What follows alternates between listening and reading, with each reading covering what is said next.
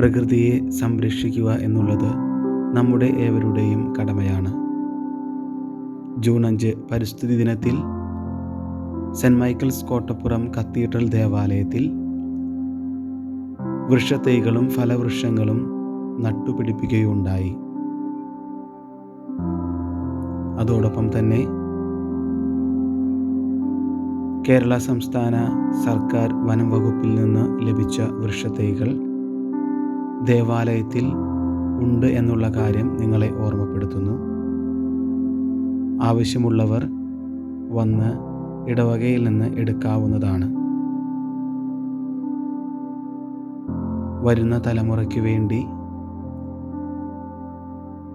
ഒരു മരം നടുവാനുള്ള ഉത്തരവാദിത്തം നമുക്ക് സന്തോഷത്തോടു കൂടി ഏറ്റെടുക്കാം.